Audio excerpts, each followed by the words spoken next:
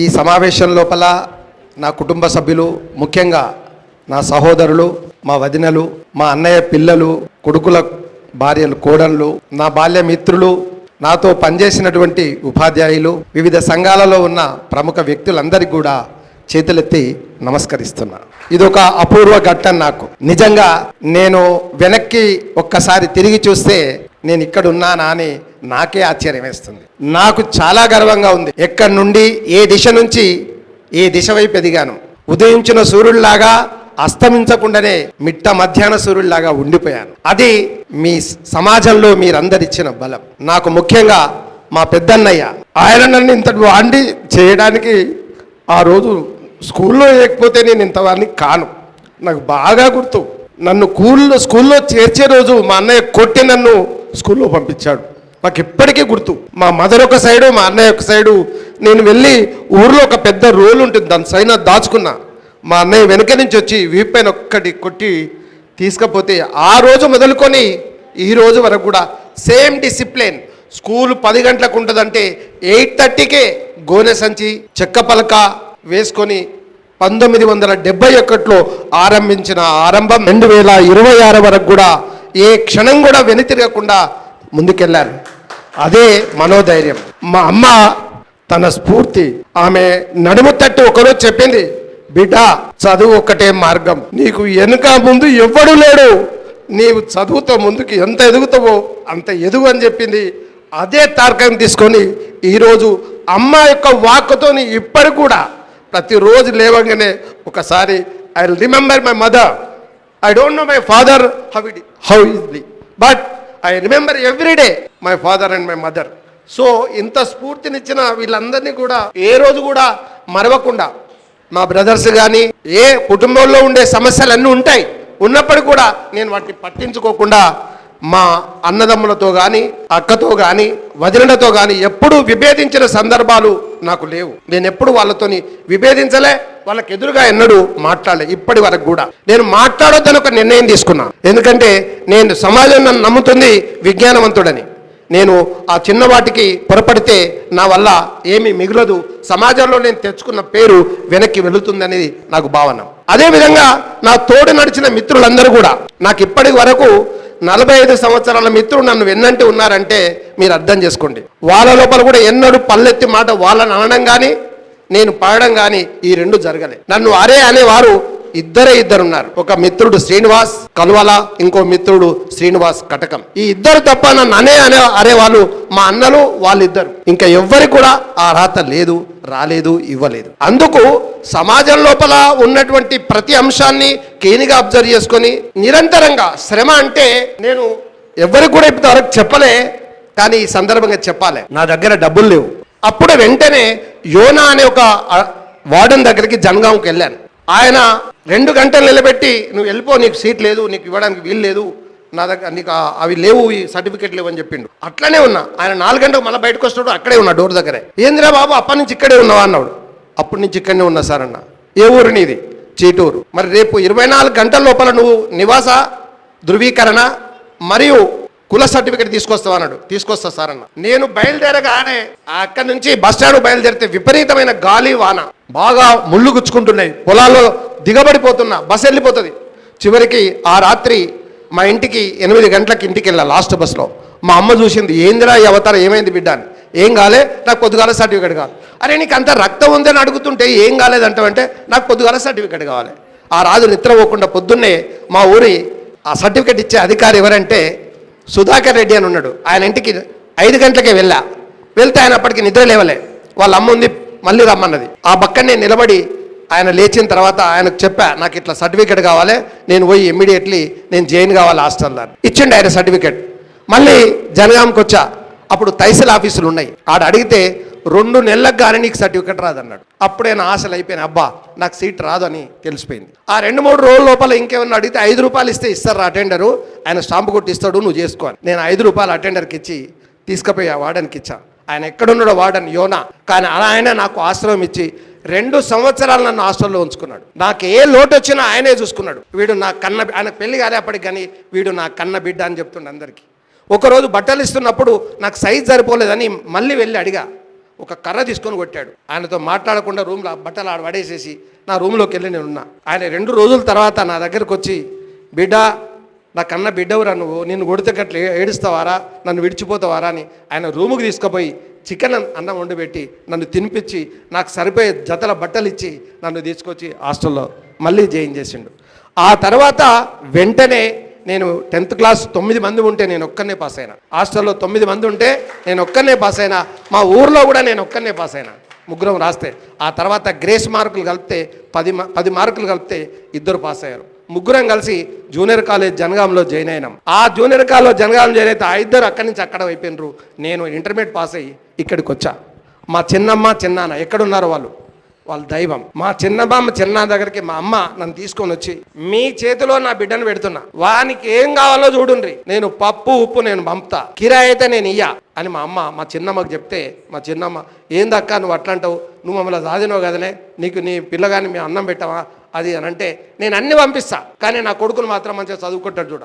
అప్పుడు నా అదృష్టం ఏందో కానీ హైదరాబాద్లో కూడా కరెంట్ లేదు ఆ ప్రాంతంలో. అవన్నీ అప్పుడే గుడిసెలు వేసుకుంటున్నారు. 77 ఎకరాల లోపల చాలా గుడిసెలు, దాదాపు 3000 గుడిసెలు. అంటే మల్కాజిగిరిలో నా ఫ్రెండ్ రాములు అనే అడ్వకేట్ ఉంటాడు. ఆయన రూములో కొద్ది రోజులు ఉండి ఆ తర్వాత డిగ్రీ ఎగ్జామ్ రాసేసి లా ఎగ్జామ్ రాస్తే నాకు ఏలూరులో సీట్ వచ్చింది. అక్కడ మిత్రుడు కటకం శ్రీనివాస్ అక్కడ నాకు మిత్రుడైంది.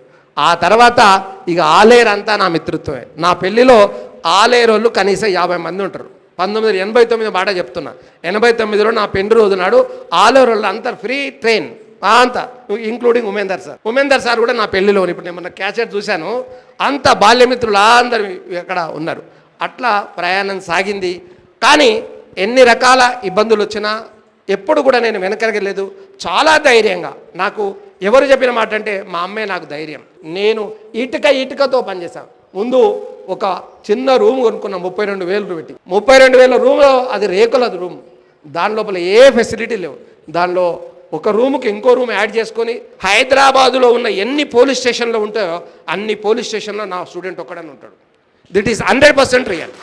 మీరు any police station you go, you ask any student, he may be constable, he may be CI, SI, DSP, తప్పకుండా అంతమంది ఉంటారు. అంతమంది ప్రయోజకులను చేసిన నాకు నిజంగా ఆత్మ చాలా సంతృప్తిగా ఉంది. ఎందుకంటే ఈ సమాజం లోపల నేను చేసిన సేవలు కానీ, నేను ఇచ్చిన ఒక అభిరుచి కానీ, నేను అందించిన చేయి కానీ నాకు ఒక్క స్టూడెంట్ కూడా చెప్పలే. నేను ఒక 2 స్టూడెంట్ చెప్పిన ఆ 2 వచ్చారు. నా అభిమానించే 2 స్టూడెంట్స్ను నేను చెప్పాను, వాళ్ళు 2 వచ్చారు. కాబట్టి ఇంత చక్కగా ప్రయాణం సాగింది. కానీ అప్పుడప్పుడు చాలా రకాల ఇబ్బందులు ఎదుర్కొన్న. మల్కాజ్గిరిలో ఉన్నప్పుడు నా జేబులో 10 రూపాయలు కూడా లేనటువంటి 4 నెలలు జీతం లేదు. 10 రూపాయలు ఉంటాయా? ఆయన ఐ నెవర్ ఆస్క్ ఎనీబడి. ఇక్కడ ఇంతకుముందు మాట్లాడిన రమేష్, అరే అన్నా నీ దగ్గర జీతాలు లేవాట అంటే లేవు. కానీ ఎట్లా అంటే అది మెయింటైన్ అవుతుంది. అది భగవంతునికి నాకు మాత్రమే సంభాషణ ఉంటుంది, ఆ సంభాషణతోనే నడుస్తుంటుంది. అట్లనే భగవంతుడు నాకు ఇచ్చినటువంటి అభిరుచుల లోపల ఒకరోజు నాకు బాగా గుర్తున్నటువంటి సంఘటన మీకు చెప్తాను. సికింద్రాబాద్లో నేను ఎస్పీ కాలేజ్ చదువుతున్న, పల్లి బఠానీ కొనుక్కోవాలని ఇష్టం ఉండే. ఆ పల్లి బఠానీ తినాలంటే నా దగ్గర 10 పైసలు లేవు. నేను అప్పుడు అడిగిన భగవంతుడు నేను ఇంత పేద పుట్టడం ఇంత తప్ప, నాకేం బఠానీ తినాలనిపిస్తుంది, నాకు డబ్బులు లేవు, ఎట్లన్నా నాకు బఠానీ తినిపియవయ్యా అని అడిగా. It is real. ఒక 10 క్షణాల తర్వాత నా ముందు ఆ ప్లాట్ఫామ్ కింద ఇన్ని చిల్లర పైసలు పడి ఉన్నాయి. నేను ప్లాట్ఫామ్ దిగి ఆ చిల్లర పైసలు తీసుకొని జేబులు వేసుకున్నా, వెళ్ళి బఠానీలు కొనుక్కున్నా. ఆ తర్వాత ఆ పైసలను చాలా రోజులు కాపాడినా. అట్టనే ఒకరోజు భగవంతుని అడిగా, భగవాన్ నాకు నిజంగా అందరికీ ఫైల్స్ ఉన్నాయి సర్టిఫికెట్లు పెట్టుకోవడానికి, నాకు ఫైల్స్ లేవు, నా సర్టిఫికెట్లు అన్నీ చినిగిపోతున్నాయి, ఎట్లా చేయాలి, నాకు ఒక 50 రూపాయలు ఇవ్వవా, ఇస్తే నేను ఒక ఫైల్ కొనుక్కుంటాను. నిజంగా 50 రూపాయలు ఆ రోజు దొరికినాయి నాకు. మళ్ళీ ఇప్పటికీ నా ఇంట్లో బ్రౌన్ కలర్ ఫైల్ ఉంది. ఆ ఫైల్తోనే ఇప్పటికి కూడా as and today it is there.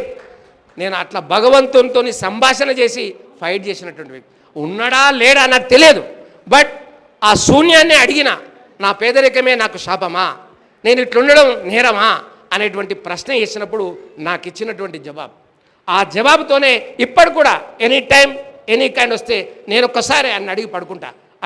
నేను ఏదైనా మార్గం చేసినప్పుడు అది కరెక్ట్ అవుతుంది, అది అంతే.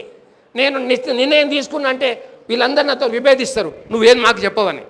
నేను చెప్పి అది ఆటోమేటిక్గా వస్తుంటుంది, అంటా చేస్తా. అది భగవంతుడు అట్లా నడిపించింది ఇన్ని రోజులు. ఇక భవిష్యత్తు ఎట్లా నడుస్తుందో తెలియదు. ఇక ప్రపంచం లోపల మనం రకరకాల వైవిధ్యంతో వెళ్ళాల్సి వస్తుంది. కానీ ఇప్పుడున్న తరంకి మన తరానికి చాలా తేడా ఉంటుంది. అయినప్పటికీ కూడా ప్రతి కాలేజీలో జరిగిన చాలామంది మిత్రులు ఉన్నారు.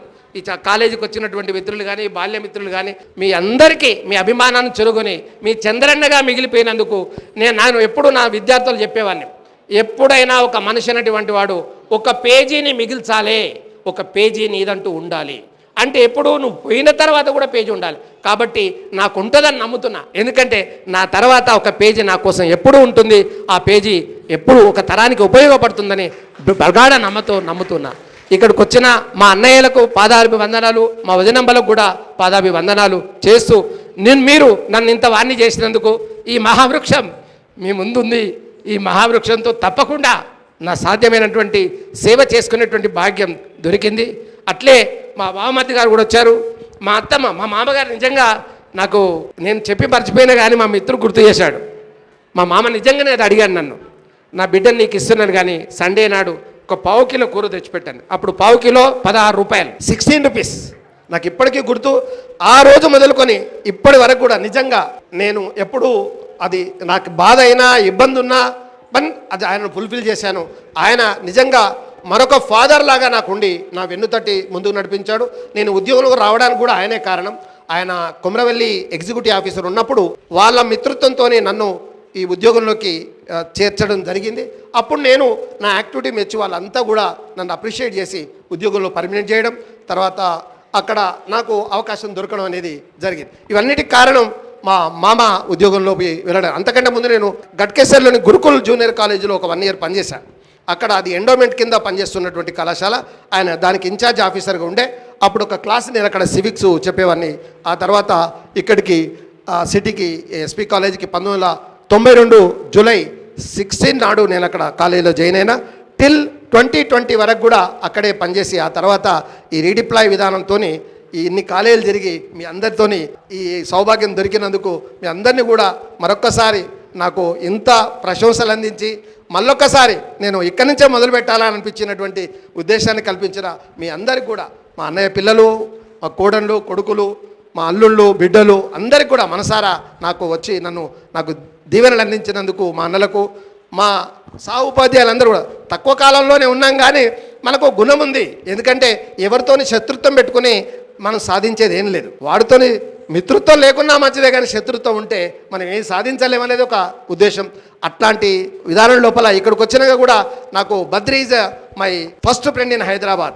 1983లో నాకు మిత్రుడు ఆయన నన్ను రైల్ స్టేషన్ నుంచి తీసుకెళ్ళి ఎట్లెక్కాలి, ఎట్లా దిగాలి, ఏ స్టేషన్లు ఉంటాయి అవన్నీ కూడా సుపరిచితం. హైదరాబాదు నన్ను పాపం ఆయన ఉస్మానియా యూనివర్సిటీలో సైకిల్ మీద తీసుకుపోయి తిప్పుకొచ్చిండు నన్ను. అప్పుడే నాకు ఆర్ట్స్, ఆయన ఈజ్ బద్రి, నాకు ఆర్ట్స్ కాలేజీలో చదువుకోవాలనే ఉద్దేశాన్ని కల్పించింది ఆయన సైకిల్ మీద తీసుకుపోవడం వల్లనే.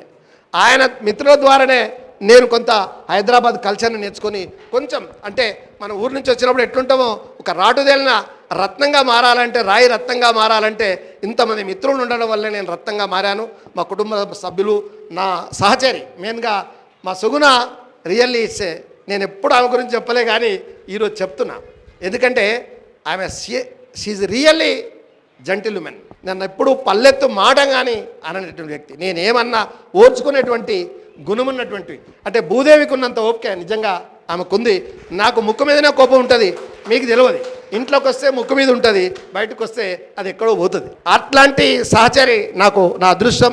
ఆమె ఎప్పుడు కూడా నా డిసిప్లిన్కి అలవాటు పడి నాకు అనుక్షణం నేను ప్రోగ్రామ్ షెడ్యూల్ చెప్పినంటే ఆ షెడ్యూల్ ప్రకారం అన్నీ జరగాల్సిందే.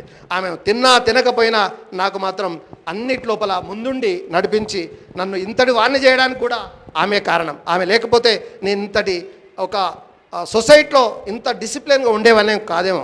నా యొక్క ఎన్సీసీ ఒకటి, నా సహచరి, ఈ రెండు నాకు హ్యాండ్స్గా ఉండి నన్ను ముందుకు నడిపించాయి, మీ ముందు నిలబెట్టాయి.